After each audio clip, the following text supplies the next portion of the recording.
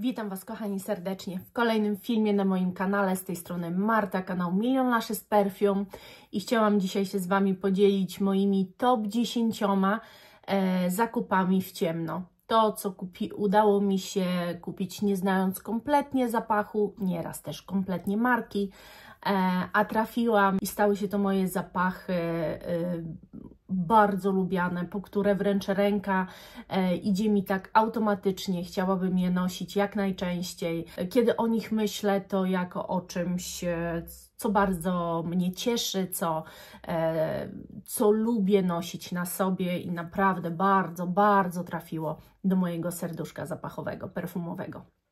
Także zapraszam Was na ten film i mam nadzieję, że będziecie się przy nim świetnie bawić.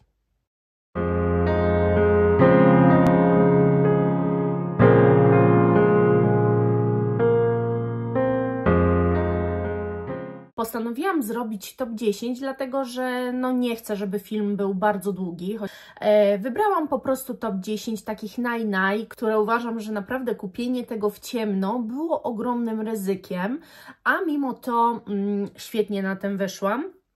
I o takich zapachach Wam powiem. I też przy okazji opowiadania Wam o tych zapachach, pokazywania ich, oczywiście to nie jest od 10 do 1, one wszystkie są na tym samym poziomie. Będę też mówiła, dlaczego to ryzyko było tak duże, chociaż myślę, że w większości tego tłumaczyć nie trzeba.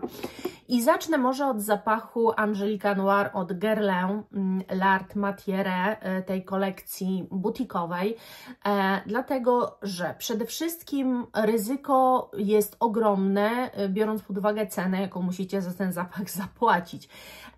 Drugie ryzyko które poniosłam, chociaż tak jak Wam mówiłam, dostałam próbkę i mogłam mimo wszystko odesłać ten flakon, więc biorąc pod uwagę wszystkie te flakony, myślę, że mimo wszystko ryzyko poniosłam najmniejsze, ale jednak. Biorąc pod uwagę też, że on jest sygnowany mną, że po prostu jest zrobiony taki pode mnie, no to też było ryzykowne. Ale muszę Wam powiedzieć, że po prostu ten zapach jest cudowny. Ten zapach jest sensualny, to jest taka wanilia, która, wiecie, nęci, po prostu nęci. Jak ją macie na sobie, no to mogą się zadziać różne rzeczy. W sensie takim, że przyciągacie ludzi, komplementy. To jest taki naprawdę przepiękny, ubierający Was zapach, śliczny, wcelowany w dychę. To jest obecnie moja tak naprawdę ukochana wanilia. Drugim zapachem, tu nikt nie będzie miał wątpliwości, oczywiście, to jest z zakupów w ciemno z tej serii, po prostu Carolina Herrera, Mystic Tobacco, kompletnie nieznany dla mnie linia, chociaż ja uważam, że te linie butikowe wielu marek są naprawdę rewelacyjne, mają po prostu rewelacyjne zapachy, też rewelacyjne ceny, ale po tym filmie nagram dla Was drugi film, czyli moje wtopy zakupowe w ciemno. I to nie będą takie wtopy, tylko bardziej troszkę lekkie rozczarowanie czuję. Nadal cieszę się, że je mam, ale to nie jest taki zachwyt jak przy tym i takie poczucie szczęścia, że tak fajnie się wydało pieniądze. Tu jest ogromne poczucie szczęścia. Ten zapach opowiada historię, jest diabelsko piękny, bo tu czuć liść tytoniu, ale on jest podszyty jakąś taką słodyczą wanilii. Jest z jednej strony ostry i drapieżny, z drugiej strony słodki i taki uwodzicielski wręcz, także to jest taki zapach, który nawet wydaje mi się, że jeżeli ktoś nie lubi tytoniu, jeżeli są kobiety, które nie lubią tytoniu, bo jest to dla nich stricte męski zapach. Mówię to na przykład do Ciebie, Gosiu, Jessie DeMaine, albo na przykład mówię to do Ciebie, Kasiu, Kajotem. Dlaczego? Dlatego, że on mimo wszystko ma duszę kobiecą, ten zapach. Ogromną, moim zdaniem, duszę kobiecą i naprawdę czasami warto zaryzykować. I ja też to zrobiłam, jestem przeszczęśliwa, że go mam. Tym bardziej, że jest to już swoisty unikat, bardzo ciężko jest go zdobyć. Kolejny zapach to kompletny przypadek, ponieważ ja nie wiedziałam, że ten zapach to jest bakarat. Ale ponieważ miałam już jeden zapach Electimusa, bo o tej marce mówię, to pomyślałam, że wezmę taki ubytkowy drugi. To są tak ciężkie, słuchajcie, flakony, te grube szkło po prostu tak czuć i tej wagi nie robi korek. No, dodatkowo robi, ale po prostu te dno i to jest strasznie ciężki flakon. To jest zapach bakaratowy i to taki bardzo silnie zbliżony, wręcz jestem w stanie zaryzykować, że jeżeli nie masz wyrobionego nosa, to będziesz myślał, że to jest Baccarat Rouge od Kurkdjiana. No, zapach jest po prostu prześliczny, jeżeli ktoś kocha nuty bakaratowe. A jeżeli ktoś kocha nuty bakaratowe, czai się na bakarata, ostatnio mnie jedna z Was nastraszyła, czai się na bakarata, ale jeszcze go nie może mieć, bo ten dzień urodzin nie nadszedł, więc musiałby poczekać, to właśnie ten zapach daje mi tę bakaratową słodycz, tę bakaratową, kurczę, nawet wiecie co, ciężko jest nazwać, co bakarat z nami robi, bo generalnie można uznać, że jest to zapach męczący, ale no nie dla mnie, bo ja lubię takie mocne zapachy, więc dla mnie trafianie w coś takiego, tak mocnego, tak hipnotyzującego, ten zapach jest po prostu cudowny, ale myślę, że może kogoś zmęczyć, nie mnie. Tu myślę, że jak Wam pokażę, to też nie będziecie zdziwieni. Nikolaj to był po prostu zapach w ciemno, w który poszłam. By Kyle Leather, totalnie w ciemno, w który poszłam. W ogóle jeszcze, znaczy znałam markę, ale testowałam coś totalnie innego niż to, co w efekcie kupiłam, więc niejako ryzykowałam. Chociaż wiedziałam, że marka mi się bardzo podoba, ale biorąc pod uwagę, co obejrzałam u Agnieszki, która jest rozczarowana zapachem, który przetestowała tej marki, chyba Patchouli Intense, no to taki nachodzi mnie, że może jednak nie wszystkie są fajne, ale z drugiej strony ja mogę te patchoule pokochać, wbrew pozorom, nie mam nic do patchouli, absolutnie. Ona na ogół mi się podoba. Ten zapach ujął mnie bardzo, bardzo go lubię i bardzo się cieszę, że na ten zapach Nikolaj natrafiłam, bo mam takie wrażenie, że on właśnie pobudził taką moją ciekawość tej marki. Nie wiem, dlaczego mam na razie tylko jeden zapach, chyba dlatego, że ta druga marka, którą kupiłam w ciemno, jeszcze bardziej mnie rozkochała w sobie, a chodzi o Franceskę Bianchi. Kobiety rządzą. Tu Carolina Herrera, tu Francesca Bianchi, tu Nikolaj. No właśnie. To jest zapach nie dla wszystkich, ale dla mnie po prostu petarda. To jest zapach tylko i wyłącznie dla osób, które naprawdę kochają skórzane zapachy, nie boją się różnych wersji tej skóry. To jest bardzo dymna, taka wręcz paląca skóra. Trzeba skórę kochać bardzo silnie, żeby ten zapach zrozumieć i polubić, a tym bardziej, że jego projekcja, ogon, trwałość jest równoważna z bakaratem. Tylko wydźwięk inny, ale naprawdę to jest po prostu zapach, który z kilometra ludzie czują.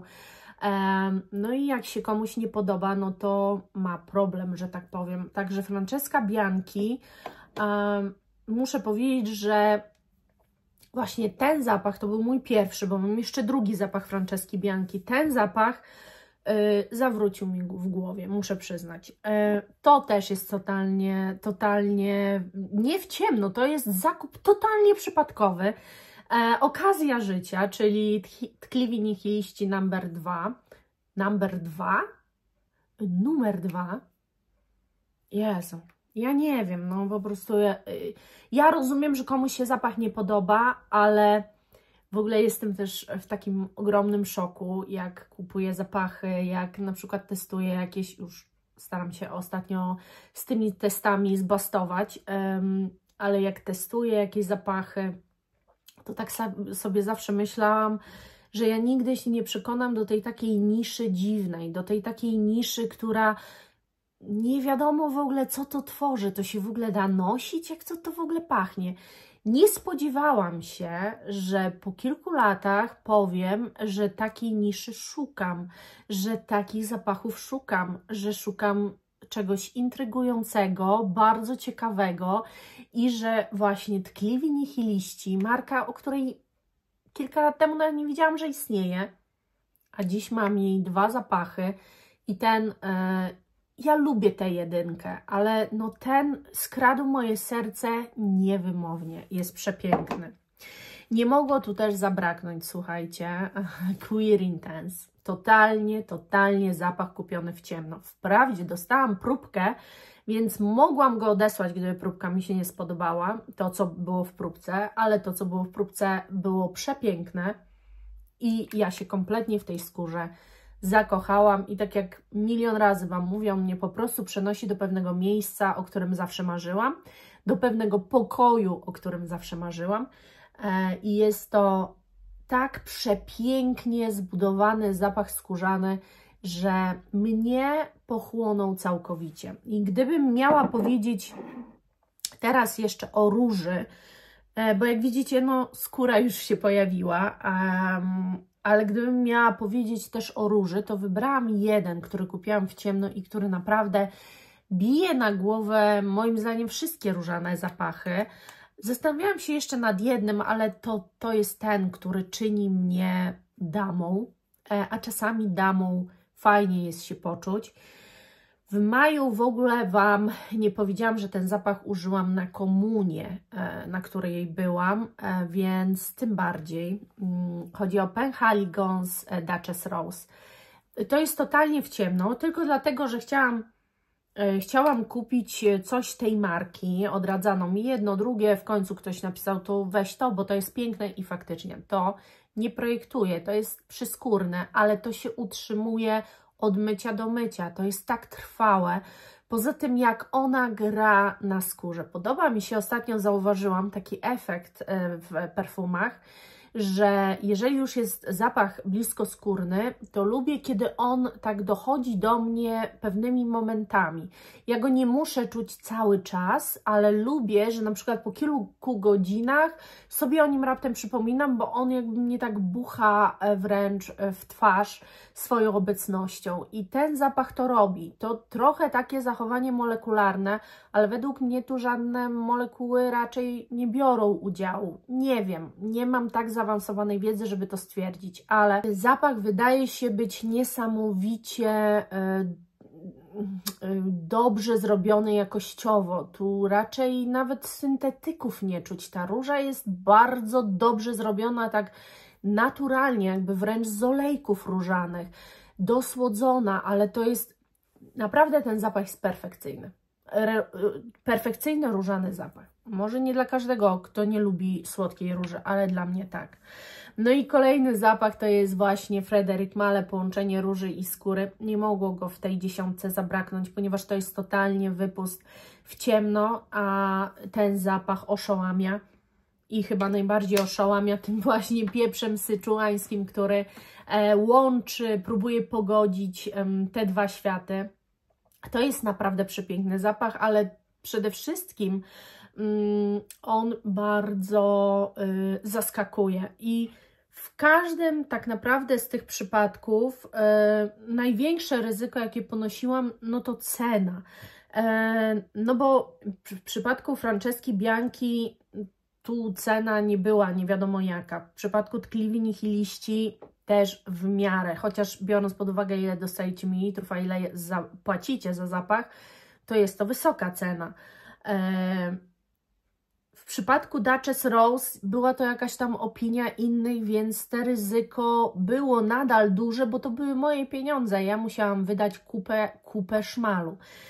Ten zapach jest też bardzo, bardzo zapachem drogim i to jest moje szczęście, że w ogóle trafił do mnie jako ubytkowy flakon, bo uważam, że poznanie takiego zapachu, kunszt nad kunsztem, zawsze będę Wam powtarzała, że to jest zapach w ogóle moim zdaniem, w którym czuć, że no, robił ktoś to, kto po prostu ma jakieś tajną wiedzę, taką totalnie tajną wiedzę i bardzo dobrze wie, co robi, no przepiękny. I ostatni w tej 10 znalazł się Prakt. Myślałam, dumałam, sprawdzałam, a może jednak Rose Amirę jeszcze tu wezmę. No mam tych w ciemno, też Panadory mam w ciemno, która jest po prostu przepięknym zapachem, ale ze względu na to, że jest to zapach, który po prostu powalił mnie na kolana tym, że mnie tak bardzo zaskoczył. To nie jest tani zapach, to są drogie perfumy i naprawdę można było wtopić.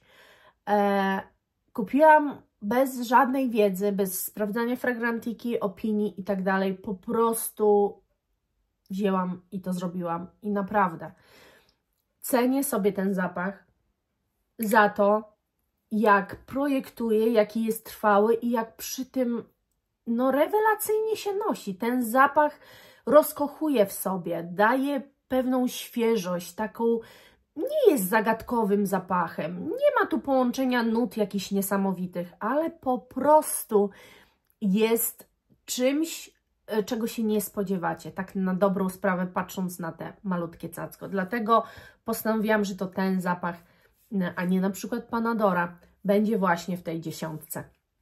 Mam nadzieję, że się świetnie ze mną bawiliście, że podzielicie się w komentarzach może tym, co Wy takiego najpiękniejszego w ostatnim czasie kupiliście w ciemno, co totalnie skradło Wasze serce. Jestem bardzo ciekawa, chętnie poczytam i ja za dzisiaj dziękuję. Do zobaczenia, kochani. Do następnego. Pa!